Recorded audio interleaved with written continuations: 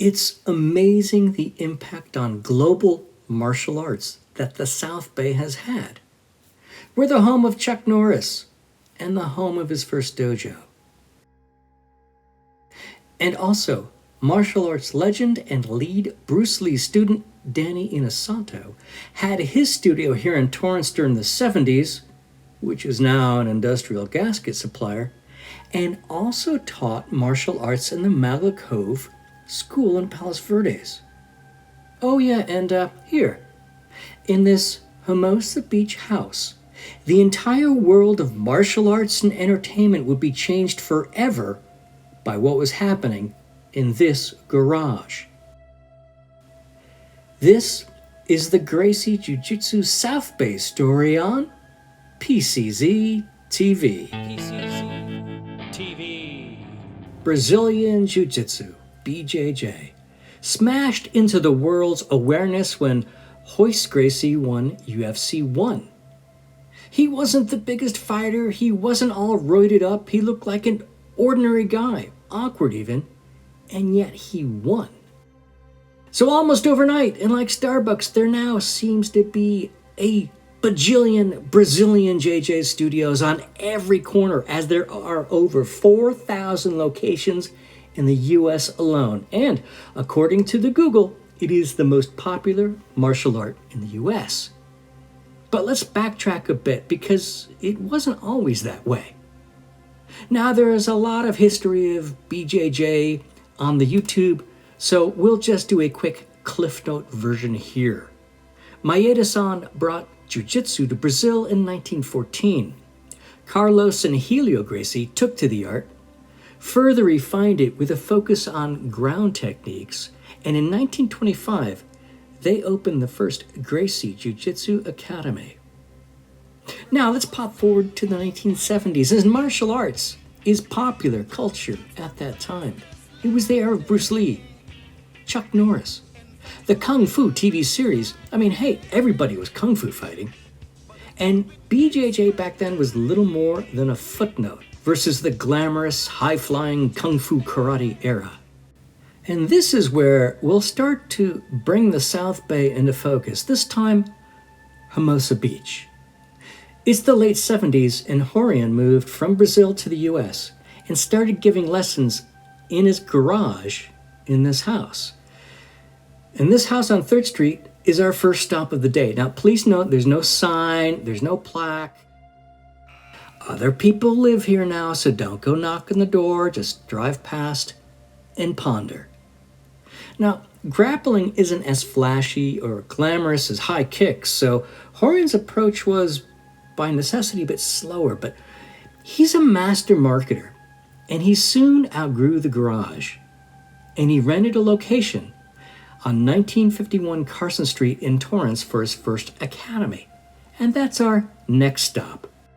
It's now a dance studio, and where one used to roll on the mats, you can now saunter across the floor. Now, I have to give Rorion a lot of credit for taking a page out of the Gracie tradition, because in Brazil, Carlos Gracie created the Gracie Challenge in the 1920s, where they had an open invitation for anyone to come in and take them on in martial arts.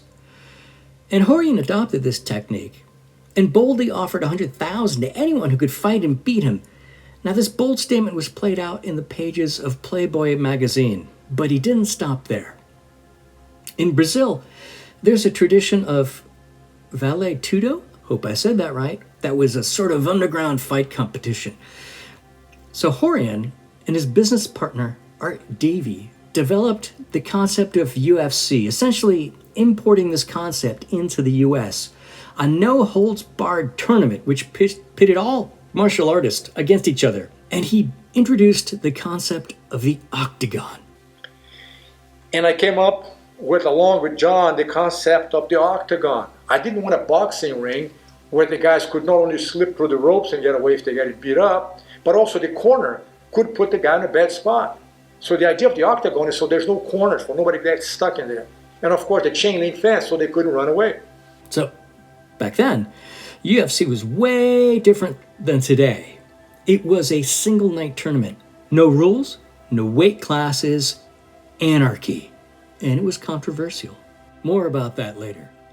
The concept was to put, 8 representatives of different styles of martial arts to fight one another in a single elimination tournament, and I chose to put Royce in there. Little Royce goes in there and puts on a show, chokes out everybody. Now, Rorion chose his younger, more slight of build brother, Royce, to be the face of Gracie. After all, one of the fundamentals of grappling was skill, not strength. And the world was shocked when Royce won the first UFC fight. This focus on grappling wouldn't surprise someone like Gene LeBell, who had famously sparred with and taught legends such as Bruce Lee and Steven Seagal in grappling way before the UFC. In fact, there are those that would argue that the late great Bruce Lee was ahead of this curve, since he incorporated grappling into his Jeet Kune Do, and even had a grappling scene in his epic movie, Enter the Dragon. But nothing was a systemic shock to the martial arts community more than those early no-hold-barred UFC fights. Now, UFC itself has changed since the early days. The controversy of no-hold-barred led to massive political issues, and in 2001, when on the verge of bankruptcy, the IP was sold.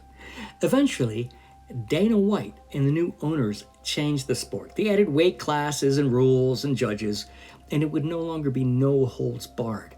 The UFC has evolved into a juggernaut, which, according to Forbes, is the most profitable combat sport in the world, and will even feature an event at the White House. You have to wonder if Rorion knew what he would be starting, one of the newest and biggest global sporting events, the UFC. Or was he just promoting his academy and BJJ? Either way, he fundamentally changed martial arts in the US. BJJ has been taught to artists, musicians, and athletes, too many to list, but also to Chuck Norris, who holds a black belt in BJJ under the Gracie cousins, the Machados. Anyway, back to our tour, and the next and final stop is the current home of Rorion's Academy, Gracie University, located at 2440 West Carson Street. Ironically, it's not too far from his first location, but the footprint is massive. It features 6,000 square feet of mat space. And you can access a virtual museum through their website. But wait! There's more! But that's not the end of the story. From here, it gets even more complicated as the family tree.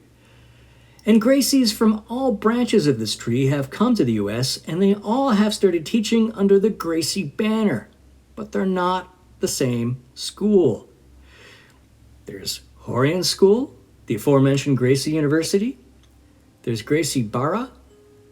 There's Renzo Gracie, Royce Gracie, Hickson Gracie, Carly Gracie, Rodrigo Gracie, oh my gosh, there's more and more. And this is not even to start going into the plethora of the Gracie cousins, the Machados. Man, oh man, it gets confusing. And the Gracie name has sort of become a generic at this point because of it, sort of like saran wrap, which naturally has led to infighting and lawsuits between family groups, which happens when money involved and one of your family members is an attorney. Ladies and gentlemen of the jury. In the 90s, you had Gracie versus Gracie. But the animosity between these two branches of the family goes back even further because Carlos left the Gracie Academy around 1965, making a significant break from Helio's leadership. And the move was perceived as the first betrayal. Oh my. Then you had Rorion sue cousin Carlos Machado over the use of the Gracie name. And then you had Rorion sue Black Silver Entertainment. And, well, there's more lawsuits. But I certainly don't want to be at their Thanksgiving family meal. Or maybe that's the best pay-per-view the Gracies could ever do. But no matter what you think about the marketing of Gracie BJJ, you have to give a tip to the hat to Rorion. He changed the world of martial arts and combat entertainment forever, all starting in this humble garage in Hermosa, in the South Bay. If you've enjoyed this video, feel free to watch my other local videos or even take a significant risk in watching my first ever video done a few years ago about Chuck Norris. Don't forget to like, comment, and subscribe. And now, my disclaimers. Bye.